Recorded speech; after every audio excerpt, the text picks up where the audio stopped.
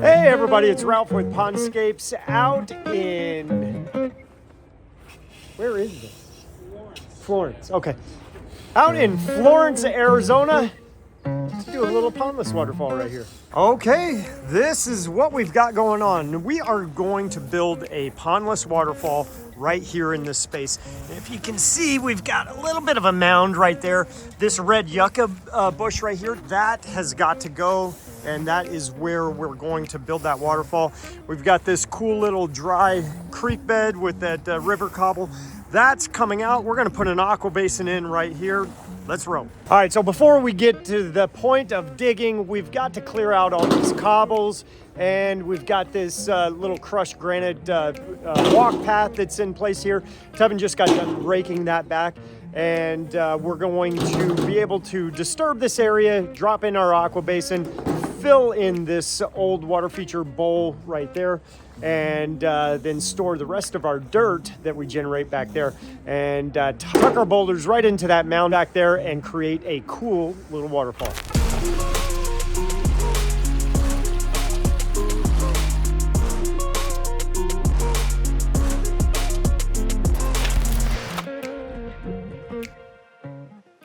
Colin, where are you gonna put the machine? Well, we don't have the machine. I am the machine. All right, guys, no machines on this project. We are going to be doing something really small using these rocks, that Aquabasin, and some willpower. And there is our willpower. We are going to use this rock dolly to truck these boulders back there. I don't think we're gonna use all of these, but we did bring an assortment. And then we've got our buckets of different size river pebble. We've got the little smaller stuff up to cobble, which we already have a bunch of that back there, and then to some medium sized stuff. And then we also have our little pea gravel for fine tuning.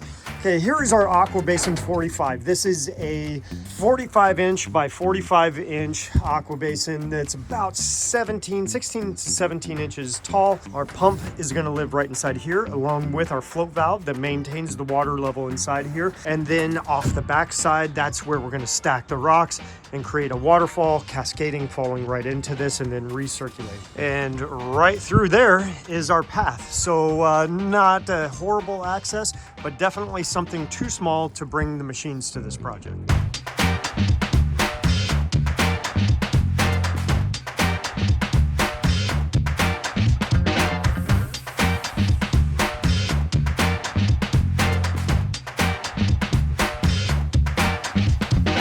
Okay guys, we are getting close. We're still got to take this guy down about 3 more inches, but what we are running into is the caliche. You can see that we're getting into a lighter color of this dirt, and you see a lot of rock and that calcium buildup in there, so it gets much harder to dig. So it's always necessary to have that jackhammer just in case. But a couple more inches, we're gonna pull some of this gravel back so we can drop that over there. You can see our edges around this, so we want to over excavate so we can, you know, twist this around and get it exactly where we want it, and then we can just take that dirt and put it in the edges and backfill around, and we're good to go.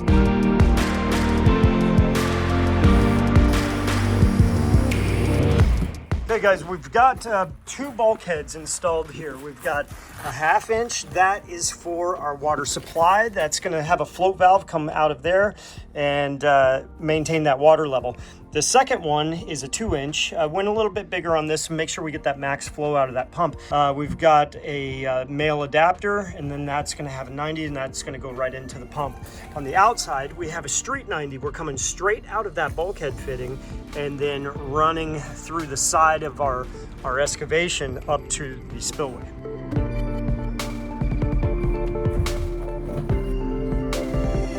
All right, Colin is checking our level. We are pretty much spot on.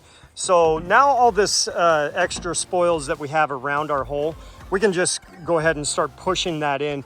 One of us will stand on the top and make sure that the Aquabasin doesn't get shifted around. And then the other guys will backfill and compact as we go. All right, so now we are hooking up that 2-inch line into that Street 90. We are not hooking up this pipe yet. And the reason being is we still got to trench this over to where the pipe is in the dirt over there. So that's why I have tape on that bulkhead, so we don't get a bunch of dirt in there and get the threads all dirty. So this way we can glue this pipe in, backfill all of this, and once we've made this trench, then we can do that connection.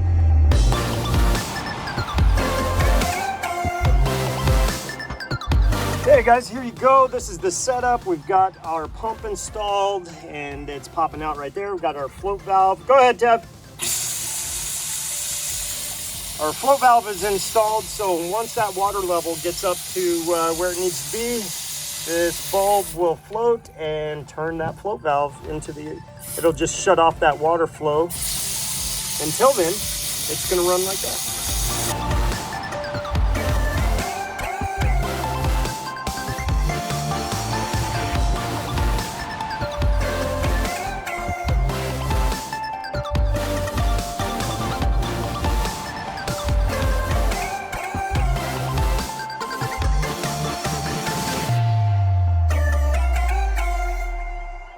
Things are coming along nicely. We've got the opposite side all foamed up and rocked in. We got to do a few more rocks right here. All right, Tevin is working on foaming up this bib. Now this bottom section is all we're bibbing. As we march up to the next level, the liner is right below that gravel. So what we've got to do is just foam up the edges of the back of the rocks. And the liner is compacted nice and tight back there, but we'll do that foam outline all around that so we keep as much water coming through this point as possible.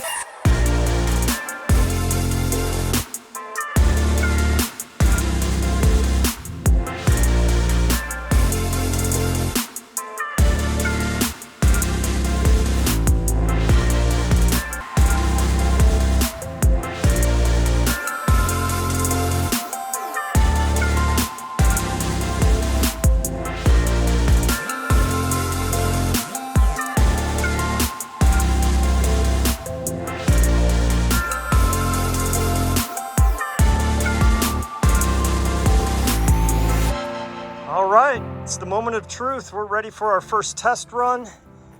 Colin, you got it? Of course. Do it. 3, 2, 1, action.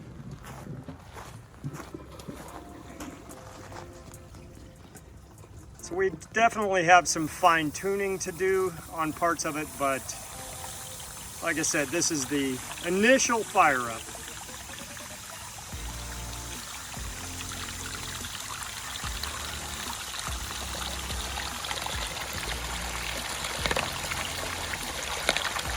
Okay, that test run was a success, and I think the feature is a major success. So we've got this thing all wrapped up and very happy with the way it turned out.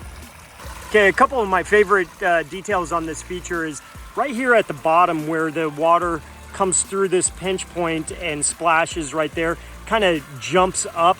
There's a little pocket behind that stone there that the water goes down inside of, and it allows that water to kind of rebound up and pop up out of there.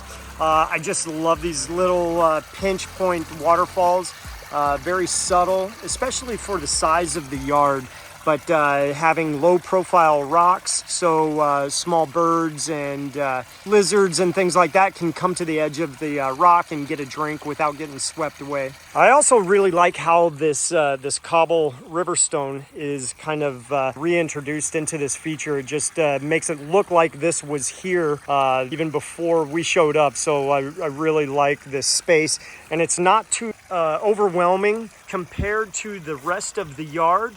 It is within scale for the rest of the yard. So that's something that's important to us when we create these, that we don't overdo it.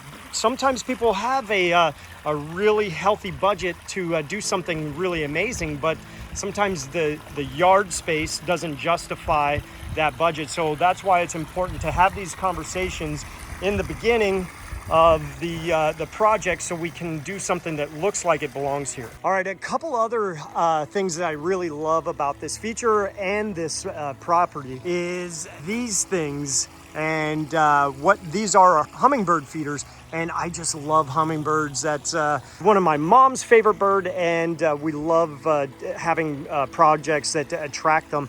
So we've got a lot of native vegetation back here. This bottle brush. We've got Chuparosa right here. It has those beautiful small little trumpet style blossoms. So those help attract the hummingbirds. And something else that's really cool that my customer educated me on was this Palo Blanco tree and the bark on it. That is specifically used by hummingbirds to help create nests. So multi-purpose, very well thought out space. And that's what you have, all of this working in unison, and then you put that water element in there and it brings life to a very small space with a big impact. All right, guys, you know the drill. Like, comment, subscribe. Please post those questions down below if you have any questions on how we did this. And if you want to reach out to us, connect with us down below, and we'll be happy to come to your yard and do something like this for you.